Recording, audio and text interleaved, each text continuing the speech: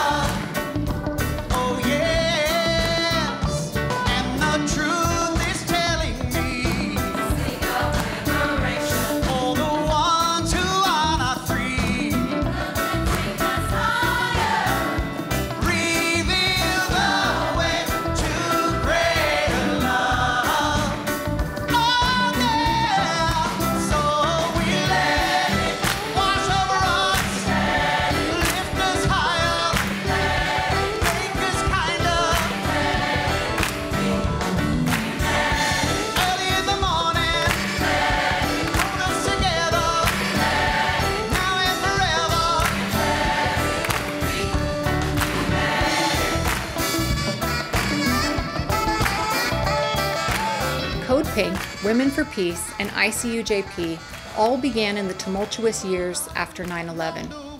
On November 17, 2002, longtime peace activists Medea Benjamin, Jody Evans, Diane Wilson, Starhawk, and about 100 other women kicked off Code Pink. They set up a 4-month, all-day vigil in front of the White House during the cold of winter to protest the war on Iraq that was led by the United States. The vigil inspired people from all walks of life and from all over the country to stand for peace. Many organizations joined in, including Global Exchange, Greenpeace, WAND, Public Citizen, NOW, Women for Women International, and Neighbors for Peace and Justice. For 2 decades, Code Pink has inspired changemakers, peacemakers all around the world, especially women, to not only stand for peace in the face of war, but to engage in direct action and confront the warmongers of the world, both in public and in the halls of power. Today, it's our privilege to honor the leadership and vision of the founders of Code Pink, Medea Benjamin and Jody Evans. Thank you, Adina, for your lovely words. It is a profound honor to receive this award with my partner in peace, Medea Benjamin, and for all the peacemakers at Code Pink. We have been partners with ICUJP since we began, often in the streets together, and many peace gatherings at All Saints, and standing together each year to call for the release of prisoners at Guantanamo. We are in the family of the larger Peace and Justice Collective. That this is in the name of dear, dear George Regas brought tears to my eyes. Missing him and the light he was in our lives.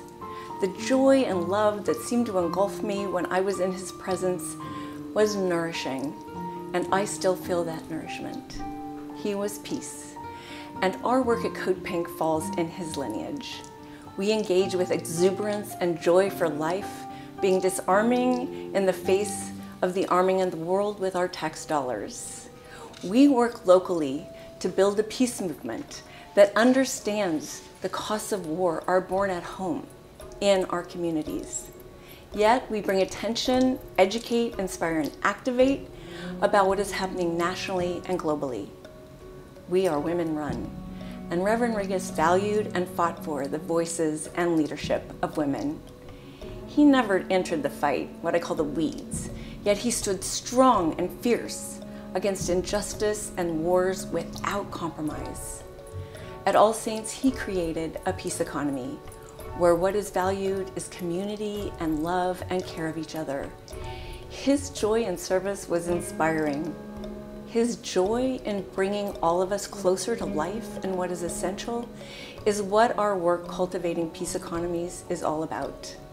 And I thank all of you at ICUJP who rise early to be together, to learn from each other and others around the world, to plan together, support each other, mentor newcomers, and to build and strengthen our movement. The open-hearted peace is so present in all you do.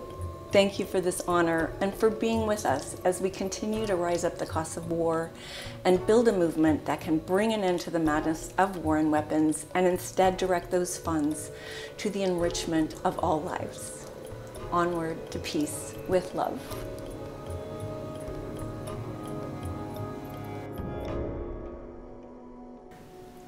It is such an honor for me and Jody to receive the George Regas Courageous Peacemaker Award, together with these other fabulous awardees. It has been 20 years that we've been working together with ICUJP, trying to stop our government from using militarism to respond to conflicts at home and around the world. I wish we could say that the world was a better place. Certainly it's good that we still don't have thousands of troops in Iraq and Afghanistan killing poor, innocent civilians. But we're now engaged in a proxy war with Russia, where the enormous flow of US weapons to Ukraine is prolonging the war, and where Congress just passed a $40 billion Ukraine package, mostly for weapons, without one Democrat, not even Barbara Lee, standing up and saying, we need diplomacy, not more weapons. We are also seeing both Democrats and Republicans fueling a conflict with China, as Nancy Pelosi did with her recent trip to Taiwan. And of course, China is a great enemy for the war hawks and the weapons makers because it justifies the enormous and ever-growing Pentagon budget. We do have some bright spots. It looks like the Iran nuclear deal might be worked out, despite the pressure from Israel and the hawks in both parties, and this will be a great victory for diplomacy. And we do have progressive governments coming into power throughout Latin America that are demanding respect for their sovereignty and for their resources to be used to better the lives of their citizens, not corporations and billionaires. And here at home, we have millions of dedicated activists, many of whom are from the faith-based community, addressing the issues of poverty, racism, environmental destruction, gun violence, and trying to create communities based on love for people and the planet. This award is an inspiration for me, Jody, and Code Pink to keep up the fight to cut the Pentagon budget and to redirect that money for both our people's needs and the existential threat of climate destruction. As we say at Code Pink, no war, no warming, and money for the poor, not for war. And as our dear colleague Dolores Huerta always reminds us, sí se puede. Last year's Regus Awards featured original music performances produced by Rachel Warby and her music education nonprofit, Musique. From the Sanctuary at All Saints Church in Pasadena, let's revisit and enjoy this magnificent original rendition of Go Down Moses. In the book of Exodus, we learn that God said to Moses, "Go to the Pharaoh and grab the Israelites away from that Pharaoh." That story got turned into a spiritual because the enslaved African Americans who came to this country brought with them two treasures, the art of singing and a love of storytelling. The story and song, Go Down Moses, was one which resonated with them deeply. Reverend Otis Moss once said, "Never confuse position with power." George Wallace had the position, but Rosa Parks had the power. Lyndon Baines Johnson had the position, but Martin Luther King had the power. The Pharaoh had the position, but it was Moses who had the power. Go Down Moses with Musique's wonderful musicians, Ashley Fatolia and Alan Steinberger.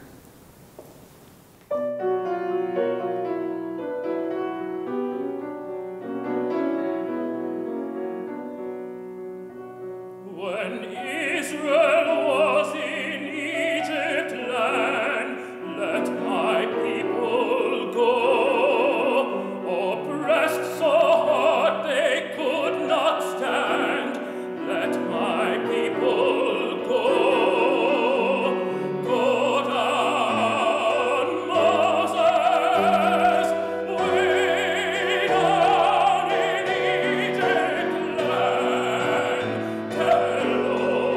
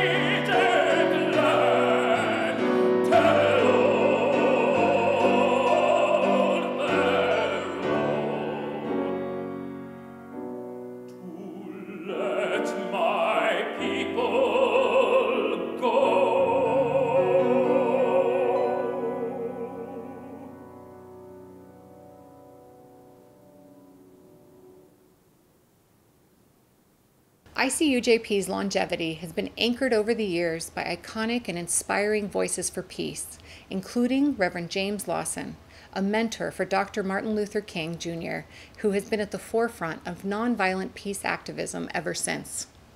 Reverend Lawson was interviewed last year from the sanctuary of Holman United Methodist Church in South LA for the Leonard I. Bierman Foundation. The Jewish and black people in the United States have always had a linkage or a sensibility to one another that has meant we have often been in the same struggle for change. I have known this probably all my life, since at least high school. In terms of the politics of things, I have known that for 100 years, in the presidential years of our elections in the United States, the Jewish community and the black community have voted always on the same side. We both know what it means, what it is meant to be in the United States with an invitation to be here that is hostile. And if we have not thought that there was a wide enough difference between two presidential candidates, we knew on which side we had the better chance of continuing to dismantle the hostility and to allow the United States to become more of the country it needed to become. What happened January the 6th, our systems of life must teach that group of people that democracy requires character, serious study and wrestling with issues, and language of conversation that allows us to solve issues and live together. That the gun and the bomb and the tear gas will not allow us to develop in the 21st century. USA people need to recognize that the underside of love is justice and building a community where human freedom can be practiced and can be enjoyed. It is my great honor to introduce Reverend James Lawson, presenting our next George Regas Courageous Peacemaker Award to lifelong peace activist and our beloved Reverend Lewis Chase. Thank you, Adina. I speak as one of the founders of ICUJP.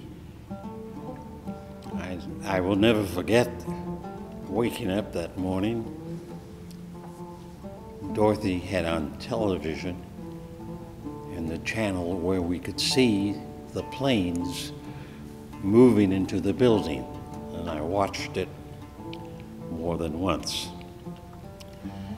I then called George Regas and said, "We have to meet, and I'll come to your place, your office at noontime." And we called one or two other people. We began meeting every Friday morning, 7 a.m. And out of those meetings came what continues to be one of the fine witnesses in a world led by men who dominate for profits and war and the military and war economies, and who insist that we therefore do not have the monies or the capacities to feed the hungry and heal the sick and raise the dead. That witness continues in this gift of awarding the George Regas Courageous Peacemaker Award annually. And our good friend and colleague and one of our wonderful leaders, Lewis Chase, is the recipient for this year of 2022.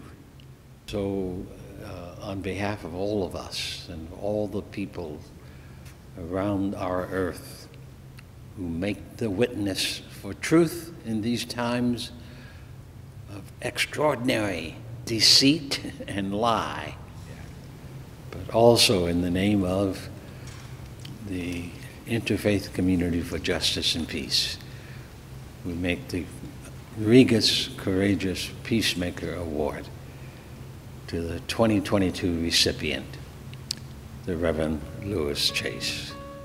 Thank you, Jim, for those words of introduction. I have treasured your mentorship, friendship, and collaboration in the United Methodist Church, ecumenical groups, and other settings securing human rights around the world. I am indeed honored to be one of the recipients of the 2022 George F. Regas Courageous Peacemaker Award. I celebrate the legacy of George Regas through the ongoing work of interfaith communities united for justice and peace. The ICUJP Award represents a clear vision of truth, deeply rooted in values that honor and promote a culture of peace, justice, and human dignity. All persons are made in the image of God and gifted to pursue their full potential. Through discernment, research, sacred protest, and advocacy, ICUJP demonstrates the vastness and capacity of love that enables the community to work tirelessly, nonviolently, and to give extravagantly to the soul of the nation and the soul of each other. Within our ICUJP camp, we differ, we laugh, we critique, we celebrate, we argue, and we grow each other, all within the framework of love, respect, and regard. And this, I propose, is the model ICUJP presents to the world as a way forward to realizing the beloved community. George's invitation to join a movement at a frightening season of terror continue to be relevant.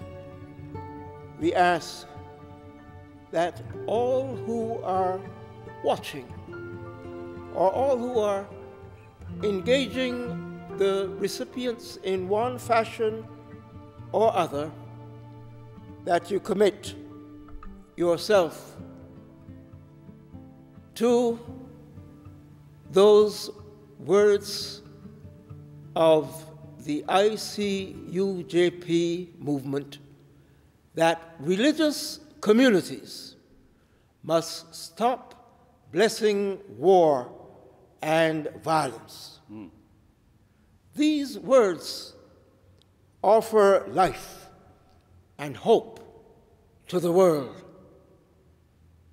We must stop the war. We must stop the war now. I thank you, Jim, for being here.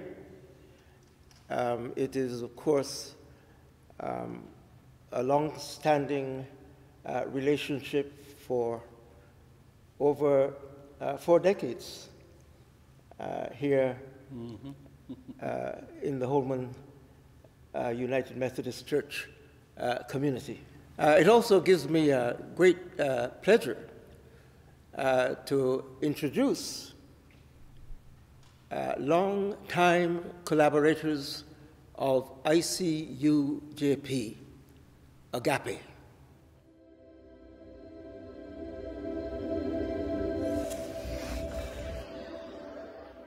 Show the world and all its people all the wonders love can bring. Give us strength and understanding. Give us all one song to sing. Let the music play. Play it loud and make it clear. It's time to stand up to a new world that is now so near. All the walls are falling down. No more children off to war. Ooh, we're searching our hearts. All the suffering will be no more. And let there be joy in the world. Let there be. And let there be no sorrow. Let there be. And let there be peace on Let there be. For all God's children, let them see.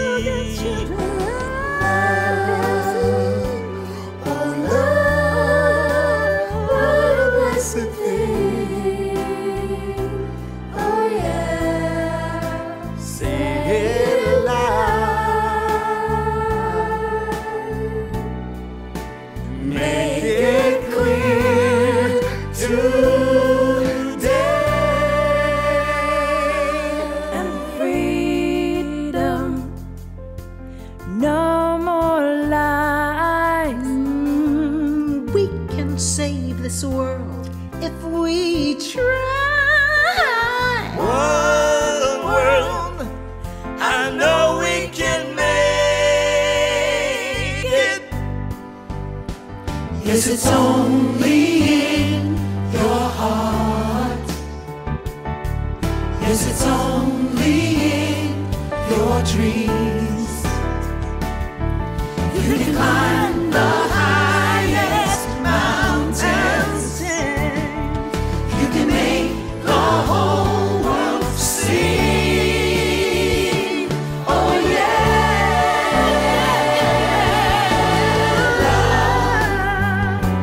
Oh love, what a blessed thing. What a blessed thing. Oh yeah. Say it loud. Say it loud.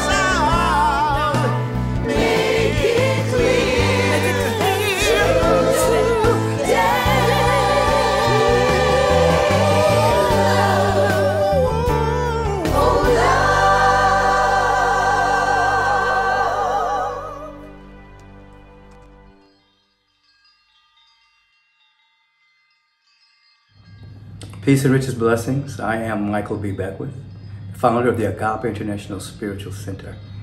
Powerful shout out to the Interfaith Council for putting on this wonderful George Regas Awards presentation. And what a powerful group of honorees. Dolores Welta, Code Pink, the Reverend Louis Chance, and of course, the Reverend Jim Lawson. All these beings stand in the vibrational legacy of Brother George, who worked with the farm workers, as we all know, was on the right side of history in terms of challenging our governments going into Vietnam, the Iraq War. All of these individuals stand in that vibration of spiritual activism. I'm very, very grateful that our global choir gets to be a part of this. Under the direction of Marianne Lewis, we have a global choir that's the epitome of inclusivity. Individuals from all around the globe singing together for the upliftment of the soul that we may bring heaven to earth. Have a beautiful, beautiful evening. ICUJP has prided itself over the years to honor some of the greatest, most inspiring peacemakers and social justice organizers of our time. And this year is no exception. Our next awardee is the embodiment of our values, our vision, and our mission.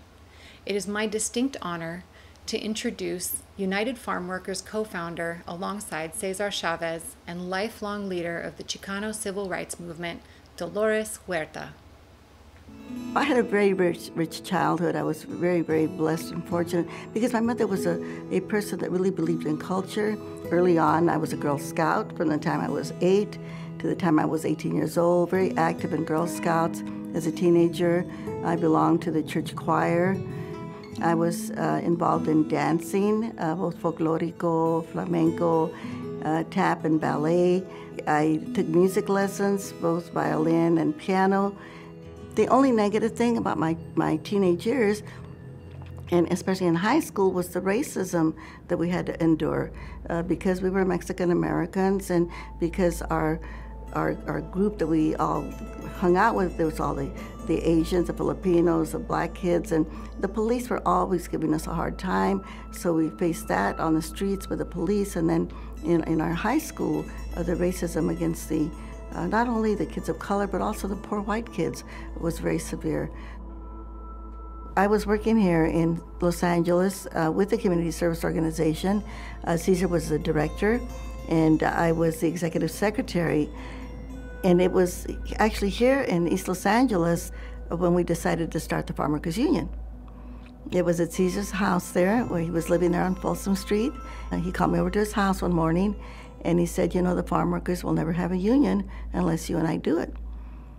And I thought he was joking. He said, no, I'm serious. I was lucky enough to be the political director for the organization, and we had all of these chapters throughout the state. We got driver's licenses in Spanish and other ethnic languages, and we got the ballots in the Spanish language, and disability insurance for farm workers. And then we passed a law that you could register voters door to door. And so we were able to pass a very important law to take away the requirement that you had to be a U.S. citizen to get public assistance. One of the things that we are working on is, number one, bringing to the attention of the American public what the contributions of immigrants are, because they don't realize how much people do. The work that they do, picking our food, we remind people the food that you ate today, some immigrant picked that food, probably an undocumented person. We have to legalize the people that are already here because they have earned it with their work and with their tax dollars that they have paid and their contributions that they have made to our economy. Thank you, Adina, and this great organization, Interfaith Communities United for Justice and Peace, for all of the work that you have been doing over all of these years. We have made a lot of progress, but we know we still have a long way to go. But that means that we will keep on working as hard as we can to reach that goal, and we will see it. Yes, justice and peace in the United States and all over the world. It can happen. Yes, we can. Sí se puede. Our special guest today has carried the mission forward that Dolores Huerta and Cesar Chavez first organized beginning 50 years ago in the streets and the fields of California. 2014 Poet Laureate of Los Angeles, Luis Rodriguez, born and raised in East Los Angeles, found his muse inspired by the movements of the 1960s and 1970s. He remains today a defining figure of contemporary Chicano literature.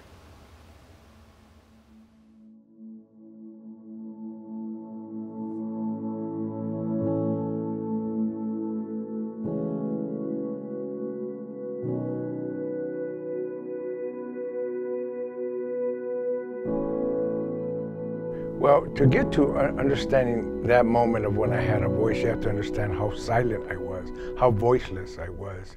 Most of all my arrests were for violent acts. I was on heroin, I stole, I burglarized. They hardly ever got me for any of that. What they got me was because I would rage. And I was in jail for a lot of violent acts, including attempted murder when I was 17. I was on murder's roll when I was 16. At the end, at 18, I was arrested for assaulting police officers. I say it in quotes because there's a whole story behind that. In many ways, my fists, my violence was my voice. That's how I spoke. You know, I didn't have to say anything. I gave people dirty looks, and if they dared to take me on, I took them on. I learned again through the Chicano movement that there's other ways to go, to think, to raise issues, to be strategic, to have language. And one of the good things that helped me is that I'm probably the only homeboy that loved to read. I don't know anybody that loved to read. I love to read because, again, my original sensitive life was reading and being in my imagination. So reading was my saving grace. When I was homeless in the streets of downtown LA, that Central Library was my refuge. I spent hours there reading books. I think it might have been the Black Power books that came out in the 60s. I began to see that I could be a center of a story because Malcolm X's book came out and James Baldwin was writing and Aldous Cleaver and George Jackson, all these revolutionary people coming out of the Black Panthers, all the movement people. I began to imagine it's a weird thing that maybe I could do a book, you know, because I was living such an intense life. If you read Perry Thomas's story and the ups and downs and the heroin and the crimes and everything he's been through, and I'm thinking, hey man, that's my story, you know? He's in Spanish Harlem and I'm in East LA, but it's my story. And so I think that gave me the seed. Why don't you do a story? And I actually first began writing in juvenile hall, and then I did it when I was in the murder's row at 16. When people were playing cards or maybe doing art or just talking, I started writing my first poems. That is the seed that grew into all my books, 16 books, and even having a bookstore and even having a publishing house, the ICUJP Press. I knew that I could be the center of the story. I didn't have to be just a spectator to others. It has to do with the mutated male that I had to overcome. That, you know, machista, you know, power over others, dominance, that kind of male that was very big in the neighborhood. The problem is we don't know the big story. You know, we have a big longing that our lives were traumatized. I need my story told. Nobody knows my gifts. Well, okay, that's important. But the big longing, the big hunger is that all our people, their stories aren't told. I'm honored to be part of this really important gathering and to be linked to the principles and goals of the Interfaith Communities United for Justice and Peace. I spent a life trying to live up to these goals myself. I started off, as people might know, as a very troubled young man. I was in gangs since age 11. I was on drugs, including heroin, since age 12. I was homeless for 3 years. I was in and out of jails and juvenile halls. But I was able to get out of this because of the amazing amount of activists, revolutionaries, thinkers, and organizers at the time, the late 60s and 70s. And some of them found me and gave me the vision of a new world and the ways that I could impact that world. And I left that whole life around age 19, 20, pretty much gave it all up. The year that my oldest son was born, Ramiro, I held him in my arms. And then 2 years later, my daughter Andrea came out, was born. And I promised them that I would never return to drugs, gangs, crime, and jails. And I have not for any criminal offenses.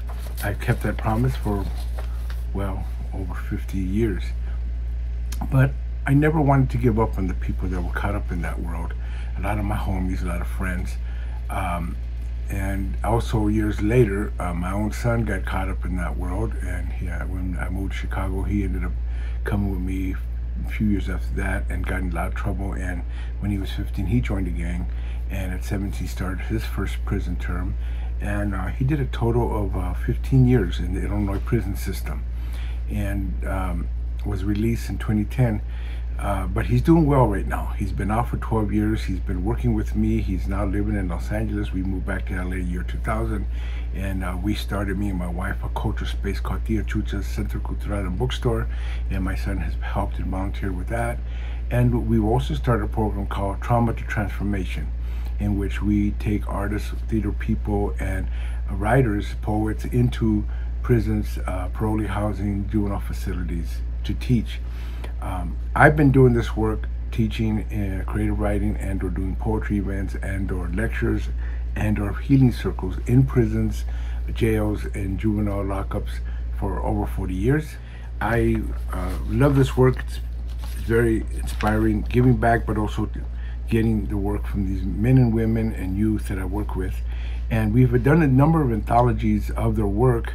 The last one that we did was called Make a Poem Cry, which is published by my press, the ICUJP Press, which has been around for over 33 years. We've got over 100 books. So I'm going to share a poem that I wrote based on a line by one of the participants in my class, one of my classes there at Lancaster State Prison.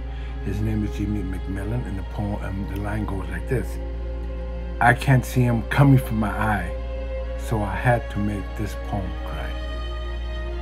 The poem's called Make a Poem Cry. You can chain the body, the face, the eyes. The way hands move coarsely over cement or deftly on tattooed skin with needle. You can cage the withered membrane, the withered dream, the way razor wire, shouts, yells, and batons can wither spirit. But how can you imprison a poem? How can a melody be locked up, locked down? Yes, even caged birds sing. Even grass sprouts through asphalt, even a flower blooms in a desert.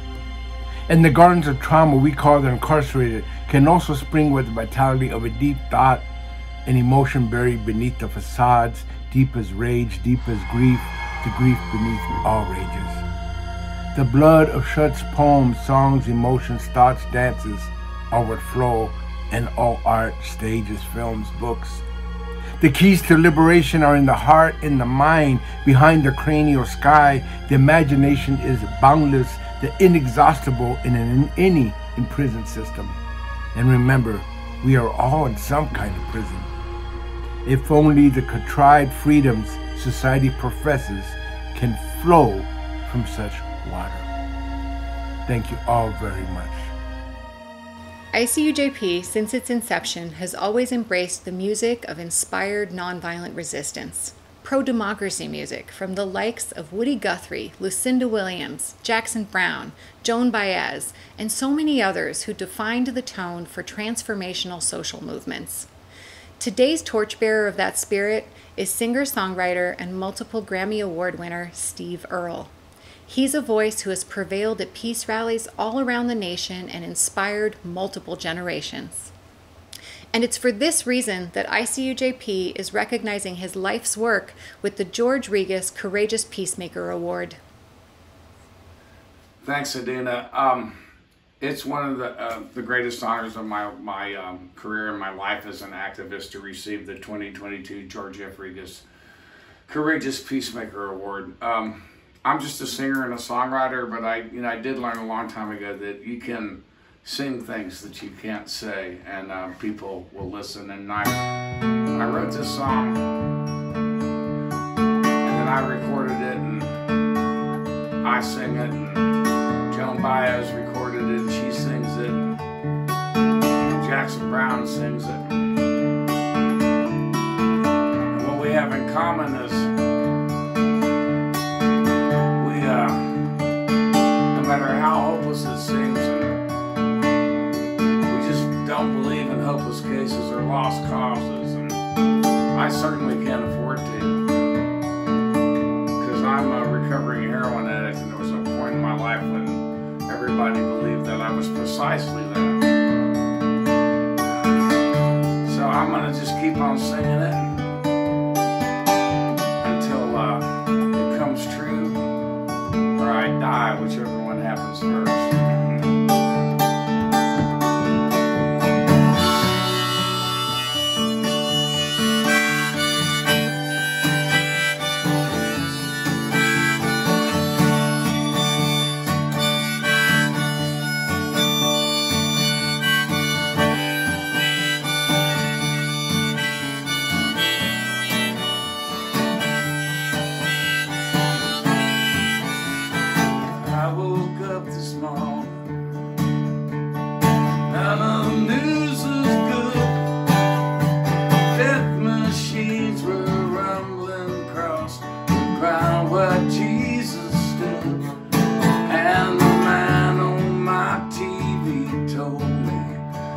Always been that way, and there's nothing anyone can do or say. And I almost listened to him.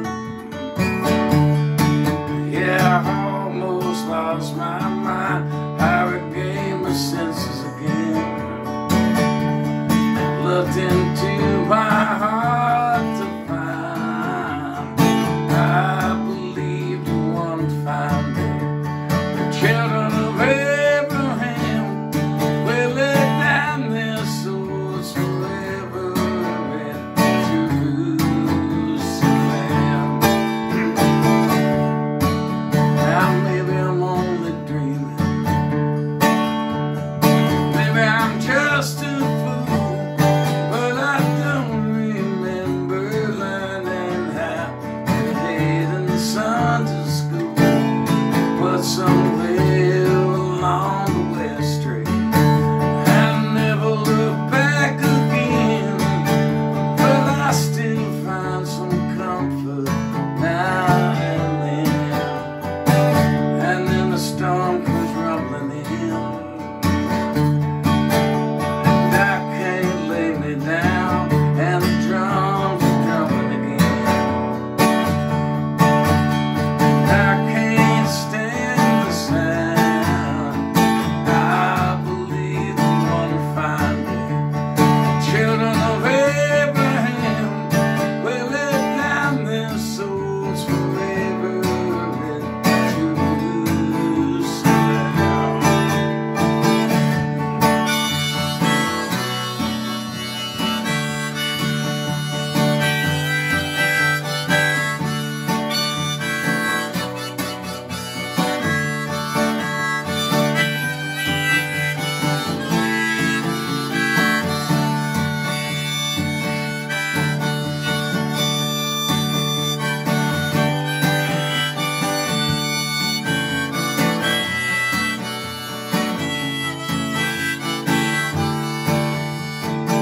There will be no barricades then.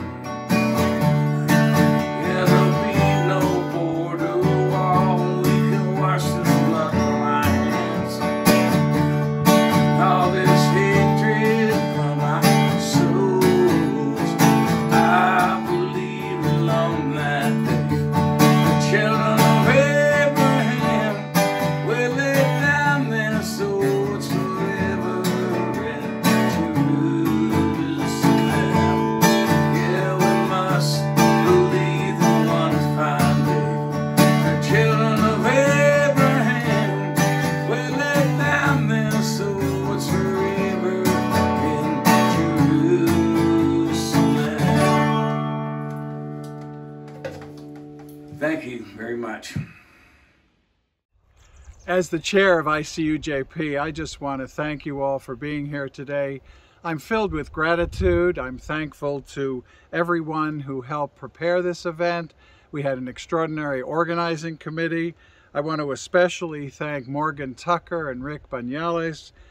We're very grateful to Robert Corsini. He was the producer of this event, the videographer, the creative force behind it. We're immensely grateful to you, Robert. We want to thank Amara Anayue and Steffi Taylor for their work in helping this event succeed.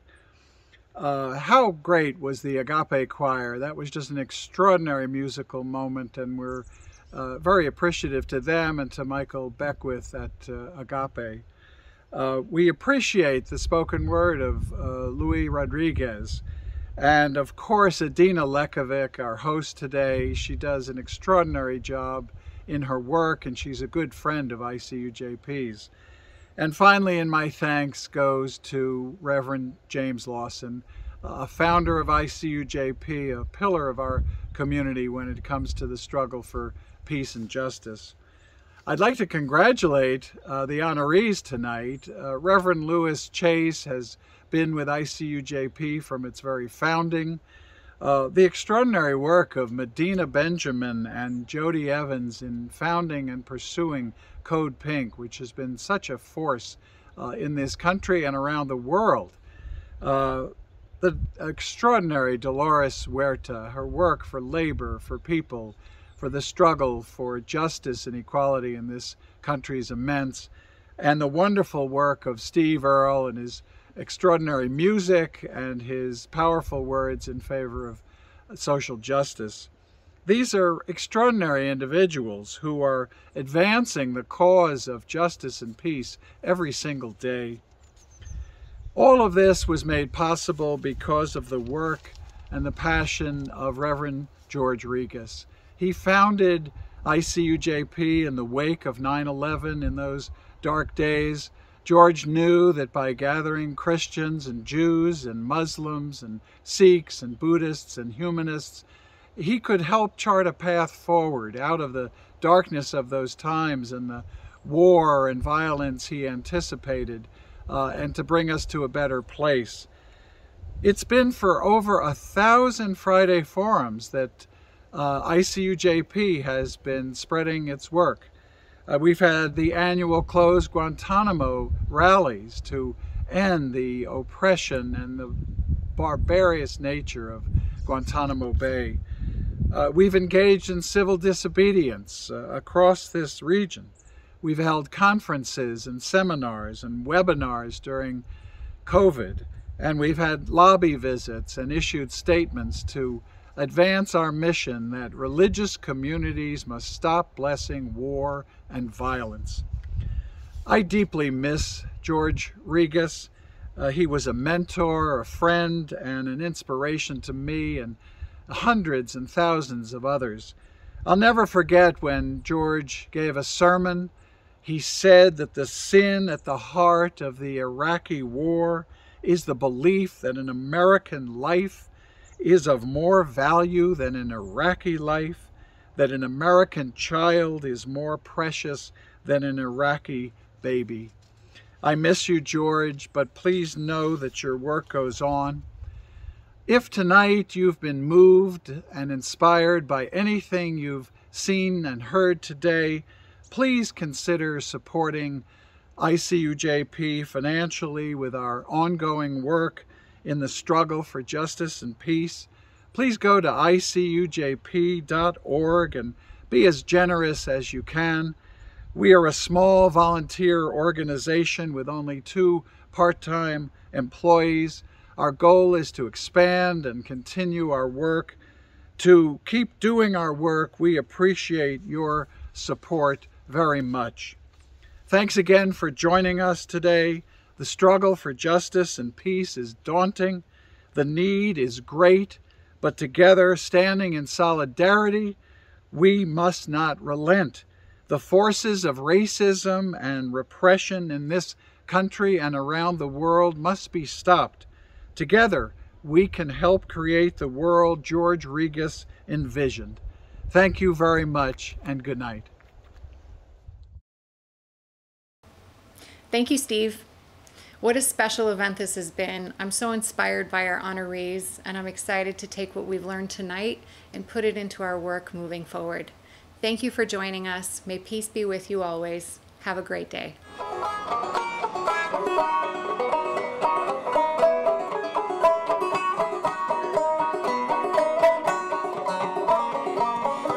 Les Rice wrote this song in 1950. It's coming back again. I've rambled around this country from shore to shining shore, and it really makes me wonder the things I heard and saw. I saw the weary farmer plowing sod and loam, but I heard the auction hammer knocking down his home. But the banks are made of marble with a guard at every door, and the vaults are stuffed with silver that the farmer sweated for.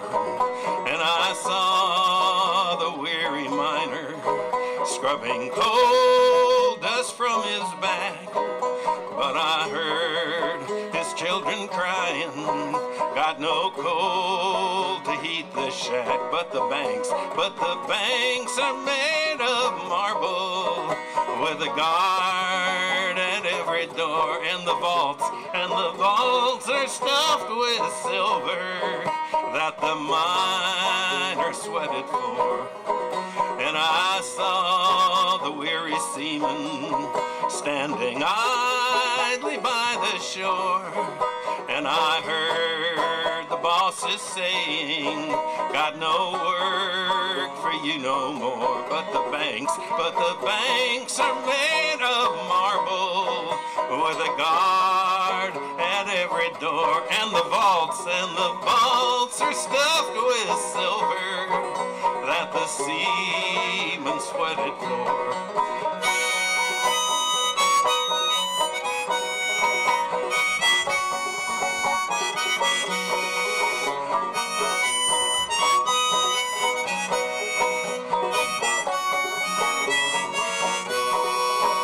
Yes, I've seen good people working throughout this mighty land, and I pray we get together and together make a stand. Then we'll own those banks of marble with no guard at any door, and we'll share those vaults of silver that we all have sweated for. Once more, yes, we'll own those banks of marble with no guard at any door, and we'll share